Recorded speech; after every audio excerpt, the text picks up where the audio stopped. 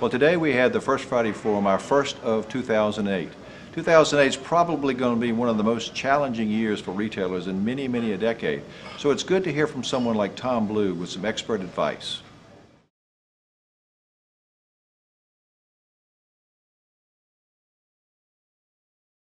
As we get into this new year, I'm just witnessing more and more small and mid-sized business marketers just hemorrhaging money unnecessarily. I'm constantly hearing from folks who would love it if the solution to the problem was, let me change from this radio station to that one, or let me, tweak this campaign, or hire a different vendor, or hire a different designer, or hire a different copywriter, when really what's at issue here is at the bedrock of marketing for a company, which I will argue is the principles of persuasion. What do you say to people? How do you say it? What do you want people to do at the end of the day? And why should they do it? Things are changing. And the world of marketing has become a very different place than it was 10 years ago, or 15 or 20 years ago, for heaven's sakes. They're changing in ways that we'll never go back to, they can't be fought, and they must be adapted to. People trust nobody. Everything's a scam. And so we don't, off the cuff, trust any marketing message that we hear. Everybody approaches it with skepticism. We're bombarded with so much daggone marketing clutter, solicitation, marketing interruption. We couldn't possibly attend to all of it if we wanted to. And so people filter it out, and they don't pay attention. The good news is this. There has been over, the last 5 or 6 years, a really interesting body of research that has been developed. And it's come out of places like the marketing think tank of the Eureka Ranch, authors of books like Made to Stick, social psychologists like a guy named Robert Cialdini, who studies the mechanics of influence, that have produced hard data, well-documented, conclusive findings on the mechanics of persuasion and what it takes to actually move somebody to do something. And out of that research has been revealed 3 principles that may strike you as being fairly obvious in some ways, but in fact they're quite profound. The first is the principle of overt benefit. Now, I don't think anybody in the room hasn't heard the mantra of, oh, you got to sell the benefits, not the features. It's the sizzle, not the steak. Well, okay, that's old news. What most people don't know, as we come up with our litany of benefits as to why our products and services are the best, is that in fact, the more benefits you present, the less effective the list becomes. 10 benefits falls on completely deaf ears. The best marketing comes when you can suffer through the process and discipline yourself to go through the process of narrowing that list down to the 1 or 2 at most overt, smash you over the head benefits that you just can't escape. The second principle, and I guess I should say the greatest benefit, the most well-articulated, compelling, overt benefit that you could possibly offer, falls flat on its face without giving people a good reason to believe it. Now, unlike articulating a compelling benefit, reasons to believe can be numerous. There's no evidence of diminishing returns as the list of reasons to believe grows, provided that those reasons to believe what you're saying relate back to the overt benefit, which relates back to your targeted audience. Now, in suspicious media, infomercials, the internet, where you are at potential risk in buying the products you're seeing here. Your reasons to believe need to be off the charts in terms of quantity and quality. Now lastly, you've created your benefit. You understand your audience to whom that benefit applies, and you've established reasons to believe.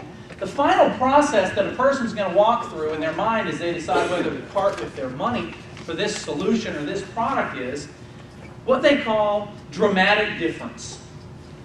Ultimately, people gauge the value of something relative to other reasonably close options in the marketplace. And if it's dramatically separated from things in the marketplace that appear similar, then they'll calculate what that difference is worth. If there is no dramatic difference, if there's no real uniqueness in what it is that you're offering, then basically you're offering a commodity. And you have to expect in offering a commodity that price will carry the day. And you'll be fighting it out on the basis purely of who's the cheapest. So engineering an element of presenting that difference and making sure that when folks understand what this benefit is and how it applies to them and why they need to believe it, how in fact unique it is in the marketplace, that's the thing that drives the premium.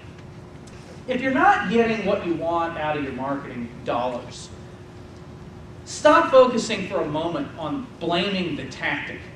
Blaming, the radio station, or blaming the pay-per-click campaign, or the search terms that you've chosen, or the copywriter. And back up a moment and revisit the principles of what it is that you're saying to folks, how you're saying it, what you're calling them to do, and why a rational person like you would actually do it if you didn't know you.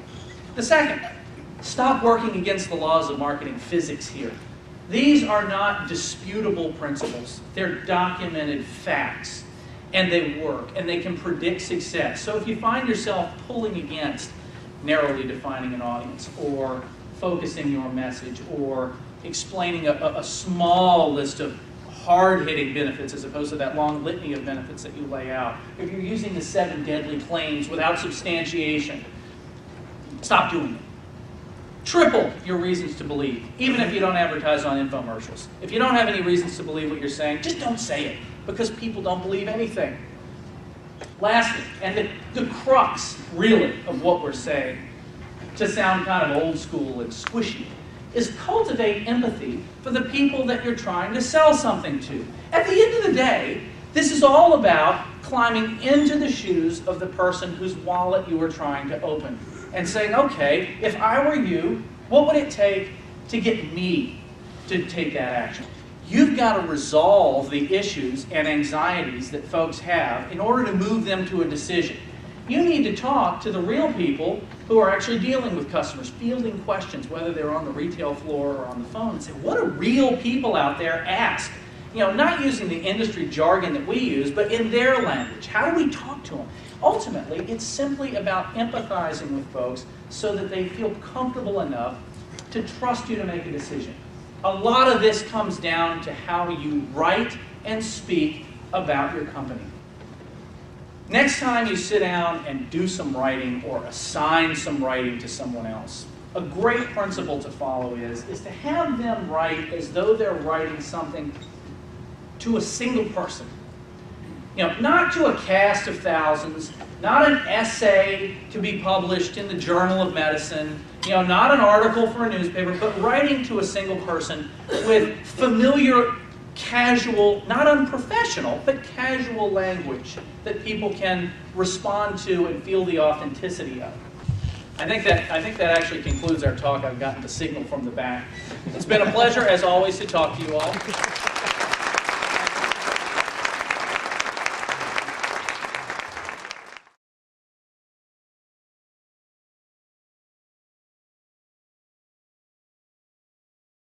So I hope Tom has put some insight into what you might do to help your business in 2008. As always, networking is a major part of what happens at the Retail Merchants Association. Again, this was our first Friday Forum, the first of 2008, with Tom Blue.